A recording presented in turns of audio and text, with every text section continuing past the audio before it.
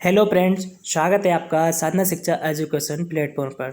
साथियों, आप जैसा कि जानते ही हैं, साधना शिक्षा एजुकेशन प्लेटफॉर्म पर पीवाई क्वेश्चंस की स्पेशल सीरीज चला रखी है, जिसमें लगभग 5000 क्वेश्चंस को डिस्कस किया जाएगा।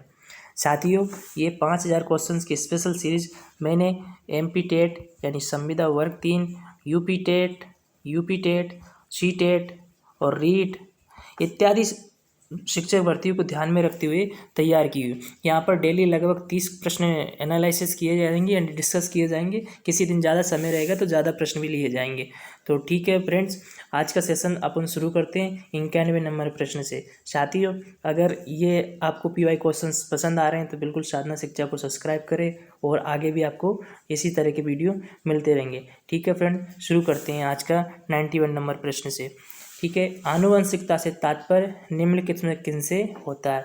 तो किन से होता है? ABCD ये सब आप जानते हैं। गुणसूत्र तथा जीन्स के माध्यम से आनुवंशिकता का तात्पर्य होता है। ठीक है, B option is a correct answer. आगे बढ़ते हैं 92 नंबर प्रश्न की तरफ। निम्नलिखित में से कौन से सिद्धांत का प्रतिपादन फ्रायड द्वारा किया गया था? यानी फ्रायड ने कौन से सिद्धांत का प्रतिपादन किया था?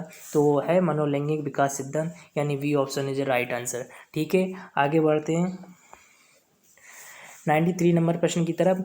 शिक्षा मनोविज्ञान अध्यापक की मदद करता है जब, यानी शिक्षा मनोविज्ञान अध्यापक की मदद करता है, कब करता है?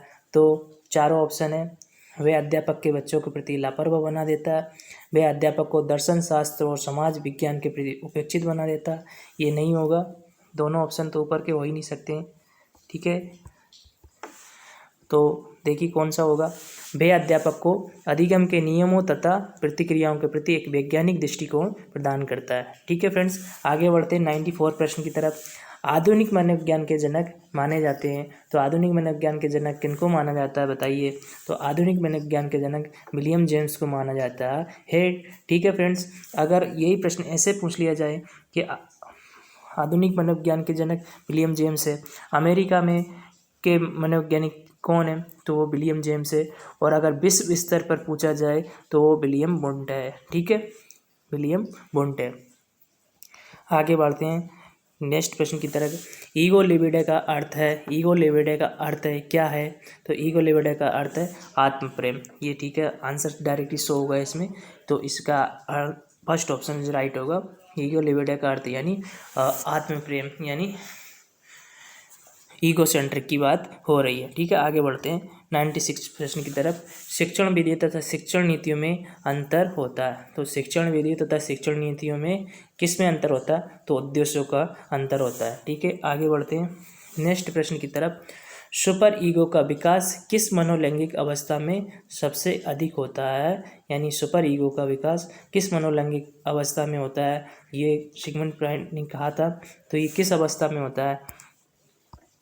तो ये होता है अव्यक्त अवस्था में। ठीक है, B option is correct answer.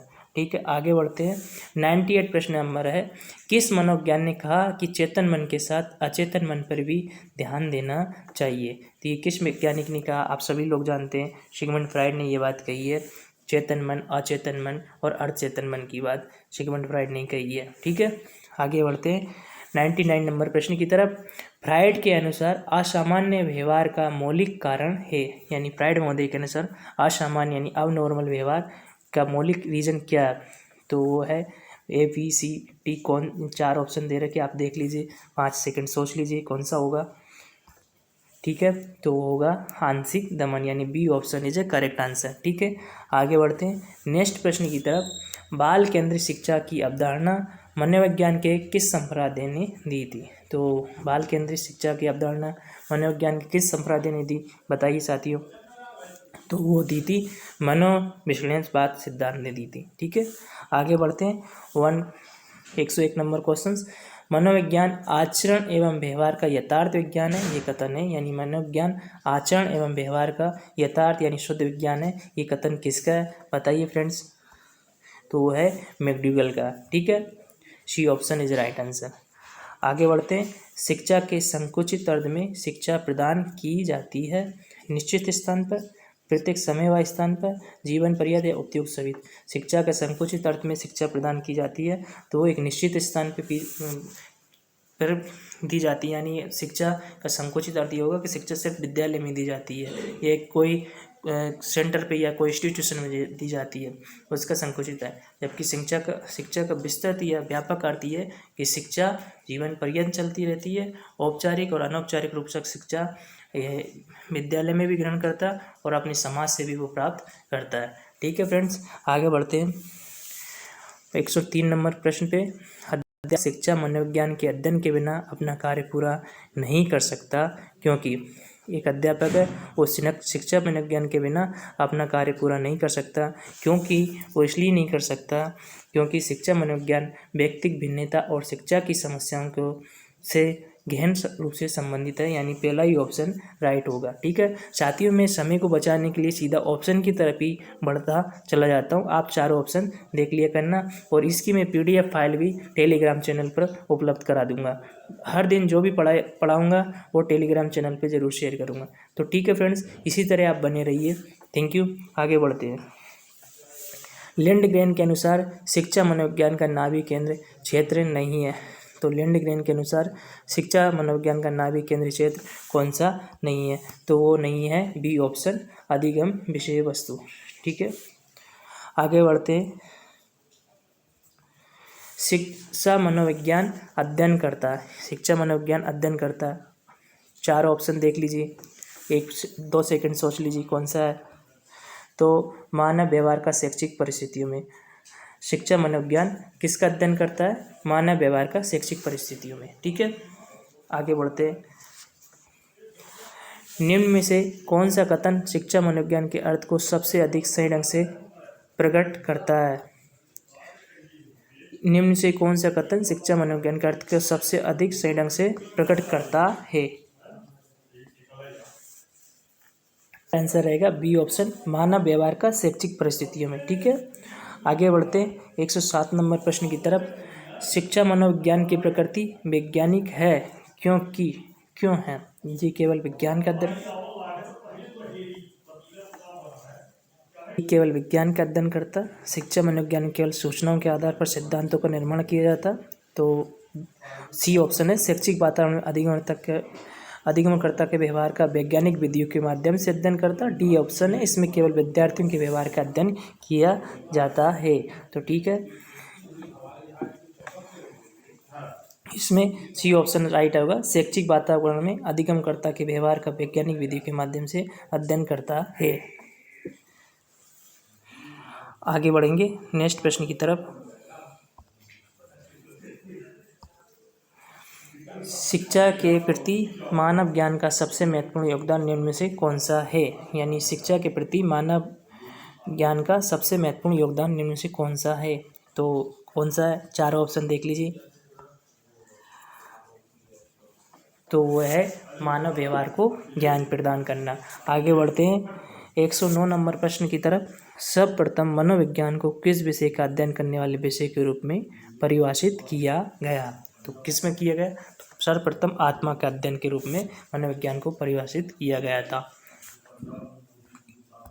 आगे बढ़ते हैं 110 नंबर प्रश्न की तरफ। निम्न में से कौन मनोवैज्ञानिक नहीं है? ये 4 मनोविज्ञान दे रखे हैं, लेकिन इसमें से एक मनोवैज्ञानिक नहीं है। तो बताइए साथी, वो नहीं है, जॉन डीबीजी नहीं है। ठीक है, पहला ऑप्शन इस राइट होगा, बाकी ऑप्शन हल स्किनर ये सब मनोवैज्ञानिक है। आगे बढ़ते हैं।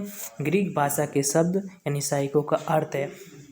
कभी कभी ग्रीक की जगह लैटिन आ सकता है। ठीक है, तो जब ग्रीक नहीं रहे तो लैटिन आ जाए तो कोई कन्फ्यूजन नहीं होना। तो ग्रीक भाषा के शब्द साइको का अर्थ होगा आत्मा का। ठीक है, आगे बढ़ते। निम्न में से कौन सा क्षेत्र मनोविज्ञान के अंतर्गत नहीं आता? निम्न में से कौन सा क्षेत्र मनोविज्ञान के अंतर्गत नहीं आता है? तो वो है आर्थिक मनोविज्ञान, यानी असामान्य मनोविज्ञान, औद्योगिक मनोविज्ञान, पशु मनोविज्ञान, ये सब मनोविज्ञान क्षेत्र में आते हैं। और भी क्षेत्र मनोविज्ञान के अंतर्गत आते हैं, लेकिन आर्थिक मनोविज्ञान नहीं आता। ठीक है, आगे बढ़ते हैं। तुम मुझे कोई भी बालक दे दो और मैं उसे कुछ भी बना सकता हूँ, ये दावा किसका है? तो ये दावा हमारे वाटसन महोदय का है। वाटसन महोदय की ये परिभाषा है कि तुम मुझे कोई बालक दे दो, मैं उसे कुछ भी बना सकता हूँ, ये दावा उन्होंने किया था। तो इसका सी ऑप्शन राइट हो जाएगा, वाटसन। ठीक है, आगे बढ़ते हैं 114 नंबर प्रश्न की तरफ।